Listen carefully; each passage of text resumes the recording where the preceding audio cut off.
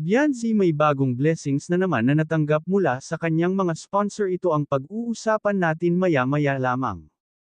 Pakiusap patapusin ang video para malaman ang nilalaman nito at kung bago ka pa lang sa aking YouTube channel paki-subscribe para lagi kang updated sa video ng mga kalingap. Isang mapagpalang araw sa inyong lahat mga kalingap at mga ka-viewers. Dito nga mga kalingap, Bianzi may bagong blessings na naman natanggap mula sa kanyang mga sponsor.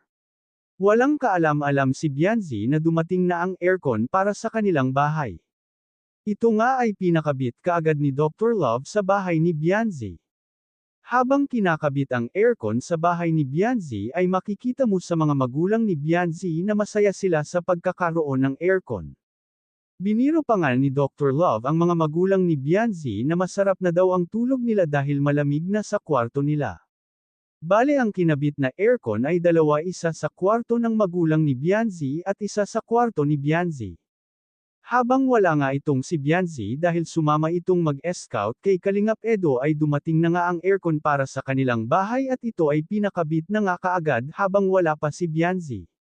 Talagang mahal na mahal si Bianzi ng kanyang sponsor dahil ang aircon na ito ay hindi na kailangan ng kuryente. Ang aircon ni Bianzi ay solar ang ginagamit dito. Napakagaling naman ng naisip ng mga sponsor na ito dahil hindi na problema ni Bianzi ang bill ng kuryente dahil maka-solar nga ang aircon nila sa bahay. Panigurado magugulat si Bianzi pag umuwi ito ng bahay. Ito nga ang laging nirereklamo ni Kalingap Rab sa tuwing pupunta ng bahay ni Bianzi dahil sobrang init daw, kulang na lang talaga daw sa bahay ni Bianzi ay aircon.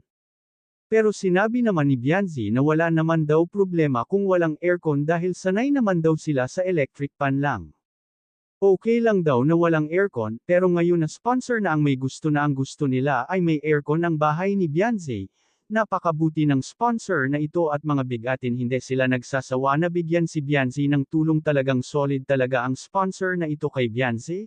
Kaya nga todo pasalamat ang mga magulang ni Bianzi sa lahat ng mga sponsor na tumutulong sa kanila, lalong-lalo na si Bianzi na sobrang nagpapasalamat sa lahat na tumulong sa kanya.